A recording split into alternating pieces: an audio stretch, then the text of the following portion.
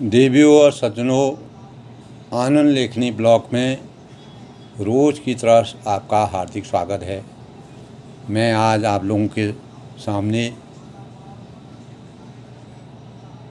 प्रकृति का मानव जीवन से क्या संबंध है और प्रकृति का क्या मतलब होता है और प्रकृति से हमारा किस प्रकार से जुड़ाव है, उसके बारे में एक छोटी सी रचना मैंने बनाई है, जिसको मैं आपके सामने प्रस्तुत करता हूँ, जिसका शीर्षक है प्रकृति का सुनहरा स्वरूप।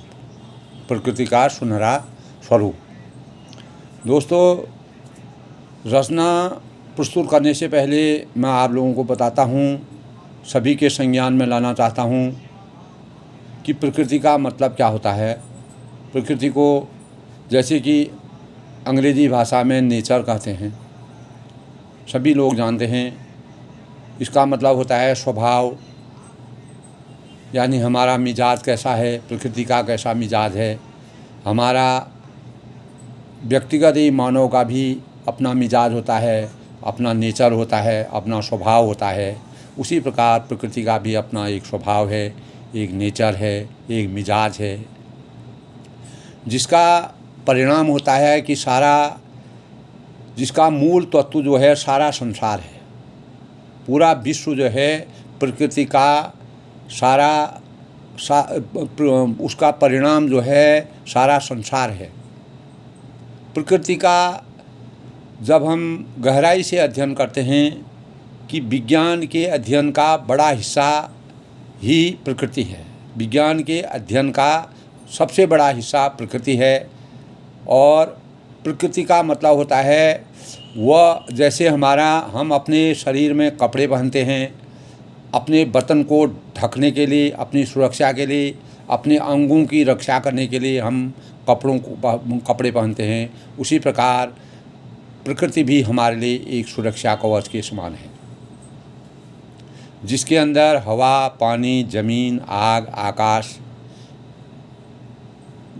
इन्हीं के प्रभाव से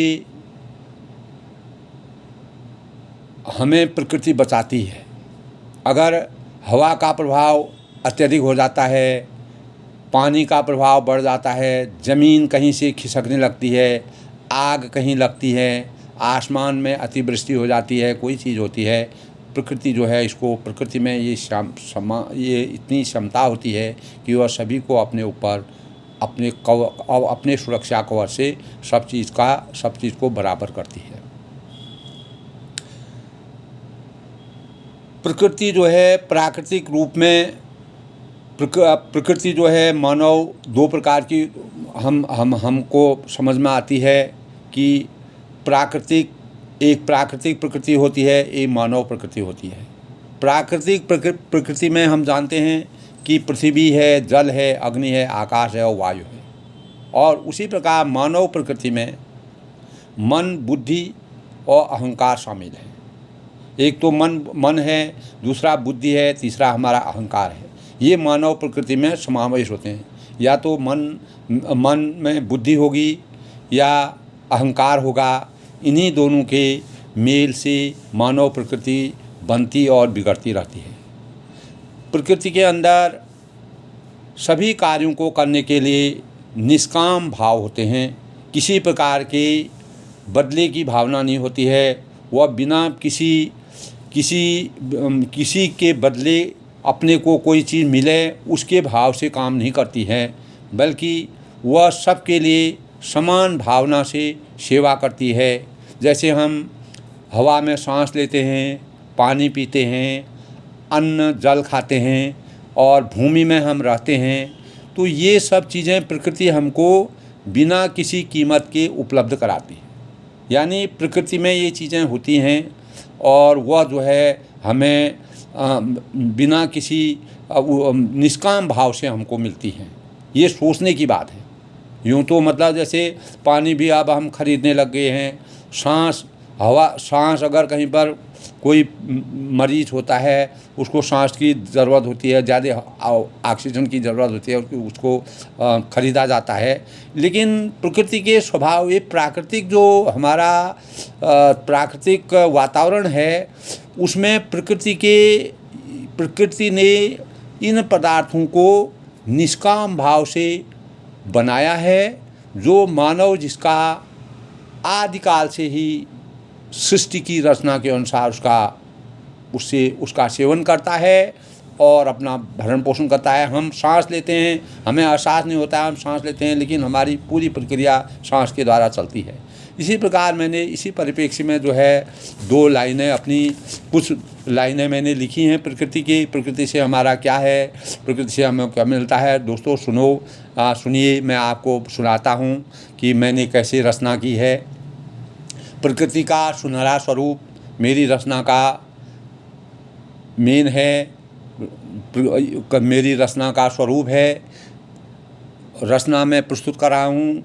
मैं सैर कर रहा दरिया किनारे भोर भोर में, मैं सैर कर रहा दरिया किनारे भोर भोर में, प्रकृति की अप्रतिम सुनहरे स्वरूप की देख छटा, प्रकृति की अप्रतिम सुनहरे स्वरूप की देख छटा, मन भाव विभोर हो उठा, मन भाव विभोर हो उठा, सारा जहाँ इस छोर पर, सारा जहाँ इस छोर पर, चारों ओर चिड़ियों की चहचहाहट, चारों ओर चिड़ियों की चहचहाहट, वह जलधारा की कलकलनी, चारों ओर चिड़ियों की चहचहाहट, वह जलधारा की कलकलनी, धरा की अनोखी छवि में मन हुआ बेशुमार विह्वल, धरा की अनोखी छवि में मन हुआ बेशुमार विह्वल,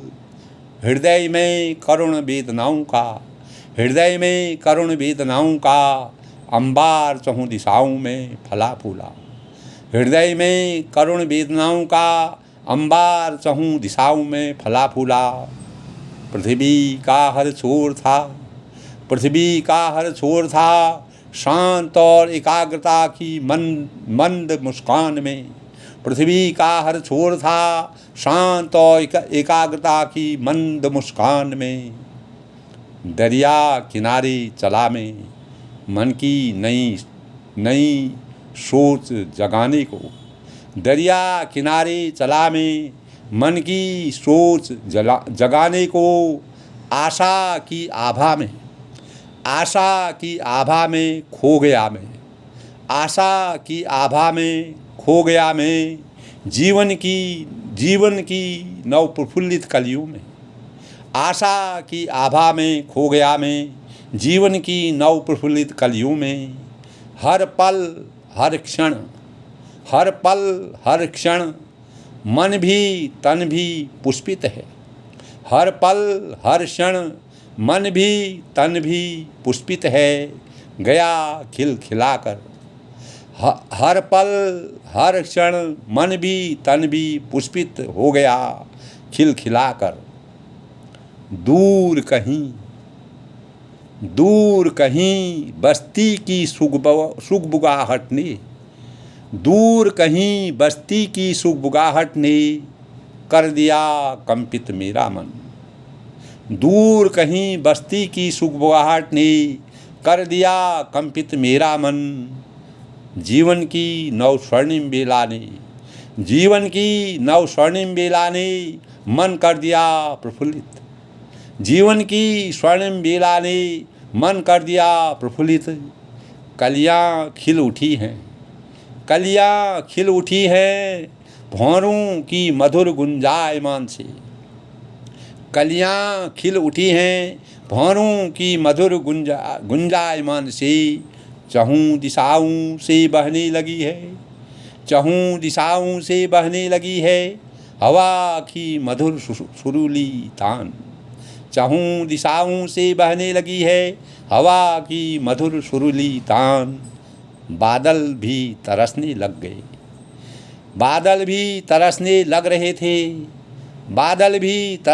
लग रहे थे रिमझिम बरसात की चाहत से। रिमझिम बरसात की चाहत में बादल भी तरसने लग रहे थे। रिमझिम बरसात की चाहत में सूरज की किरणों की लालिमा, सूरज की किरणों की लालिमा भोर का समा स्वरूप था। सूरज की किरणों की लालिमा भोर का समा स्वरूप था। आनंदित कर गया, आनंदित कर गया इस जीवन की चाहतों की अभिलाषा में। आनंदित कर गया इस जीवन की चाहतों की अभिलाषा। आनंदित कर गया इस जीवन की चाहतों की अभिलाषा। हे प्रकृति, हे प्रकृति तेरा स्वरूप दिव्य है। हे प्रकृति तेरा स्वरूप दिव्य है। स्वच्छता के प्रतीक की जननी है तू, स्वच्छता के प्रतीक की जननी है तू। तेरी गोदी में पल रहे, तेरी गोदी में पल रहे चेतना के भांति भांति रंग बिरंगी छवि छबीले। तेरी गोदी में पल रहे चेतना के भांति भांति रंग बिरंगे छवि छबीले। युग युगांतर की पीड़ाओं के, युग युगांतर की पीड़ाओं के सूचक की प्रतीक है तू। युग युगांतर की के पीड़ाओं की सूचक की प्रतीक है तू। मैं सैर कर रहा था दरिया किनारे भोर भोर में। मैं सैर कर रहा था दरिया किनारे भोर भोर में। मैं सैर कर रहा था दरिया किनारे भोर भोर में। कितना उज्जवल, कितना उज्जवल, कितना विह्वल है तेरा स्वरूप। कितना उज्जवल, कितना विह्वल है तेरा स्वरूप। कर जोड़े नमन है मेरा, कर जोड़े नमन है मेरा तेरे तन में कभी दाग न लगने पाए। कर जोड़े नमन है मेरा तेरे तन में कभी दाग न लगने पाए। तेरी गोदी में, तेरी गोदी में पल रहे सब जीवों का उद्धार हो। तेरी गोदी में पल रहे सब जीवों का उद्धार हो। हर हमेशा सजा रहे, हर हमेशा सजा रहे प्राणी जीवन का रथ तेरी। प्राणी जीवन का रथ तेरी आभा में। हर हमेशा सजा रहे प्राणी जीवन का रथ तेरी आभा में। मैं सैर कर रहा दरिया किनारे भोर भोर में। मैं सैर कर रहा दरिया किनारे भोर भोर में। प्रकृति की अप्रतिम सुनहरे स्वरूप की देख छटा। प्रकृति की अप्रतिम सुनहरे स्वरूप की देख छटा। मैं सैर कर रहा दरिया किनारे भोर भोर में। दोस्तों, ये थी मेरी रचना जो मैंने प्राकृतिक प्रकृति के स्वरूप के बारे में लिखा है। प्रकृति से हमारा इतना स्नेह है, इतना लगाव है। महान कवि सुमित्रानंद पंत थे जिन्होंने प्रकृति के बारे में अपनी बहुत सारी रचनाएं की। महादेवी वर्मा जो कि प्रकृति की बहुत ही अच्छी कवियत्री थी। उन्होंने प्रकृति के साथ मानव जीवन को ऐसे जोड़ा। एक प्रकृति में जितनी भी सृष्टि द्वारा जनित चीज़ें हैं सभी के बारे में उन्होंने मानव चेतन को जगाने के लिए, प्रकृति से मानव मात्र को जोड़ने के लिए अपनी महान अनेक कविताओं की रचना की।